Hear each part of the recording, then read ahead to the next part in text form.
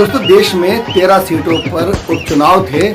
Badrinath seat पर BJP की हार को अयोध्या से जोड़कर देखा जा रहा है। पार्टी ने कहा है कि भगवान बीजेपी से नाराज है।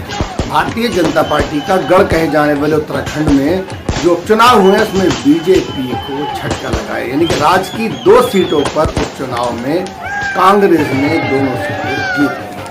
बद्रीनाथ की सीट कांग्रेस के ही पास थी, लेकिन विधायक ने पाला बदला, लिहाजा उपचुनाव हुआ और कांग्रेस यहां पर जीत गई। मैंगलोर की सीट बसपा के पास थी, विधायक का निधन हो गया और उपचुनाव हुआ और इस बार वहां से कांग्रेस जीत गई और कांग्रेस के उम्मीदवार हाजी मोहम्मद निजामुद्दीन ने 422 वोटों से ये सीट जीत ली। वहां पर आपने देखा होगा वीडियो के माध्यम से किस तरह से लोगों को वोट डालने नहीं दिया गया। अगर निष्पक्ष चुनाव होता और लोगों को वोट डालने दिया जाता तो ये जीत काफी बड़ी होती।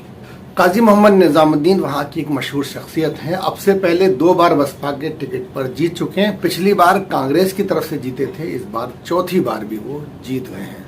राजनीतिक जानकार ये मानते हैं कि जो चारधाम यात्रा में गड़बड़ियां होती हैं, अनियमितताएं हैं, यानी कि प्रॉपर इंतजाम नहीं है, लोग उसकी वजह से नाराज हैं, ये उसका खमियाजा भुगता गया है। जिस तरह से बद्रीनाथ, केदारनाथ, गंगोत्री और यमुनोत्री यात्रा की शुरुआत हुई है और वहां पर जिस तरह से बदइंतजामी है, लोग उससे खफा थे। ऐसा कहने के पीछे वजह यह है कि यहाँ के जो लोग हैं वो इन यात्राओं पे डिपेंड हैं।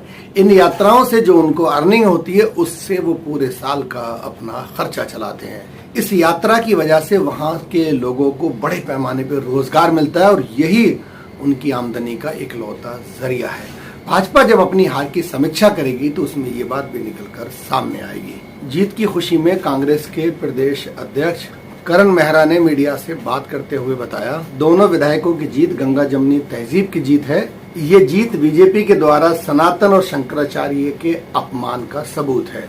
बीजेपी के लिए ये सबक है, भगवान राम ने अयोध्या में भगाया, बद्री बाबा ने केदारनाथ में करारी हार दिलाई।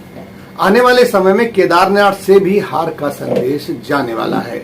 यहाँ की जनता पैसे और धमकी देने वालों को नहीं जिताती, यहाँ के लोग सही विचारधारा वाले लोगों को विजयी बनाते हैं।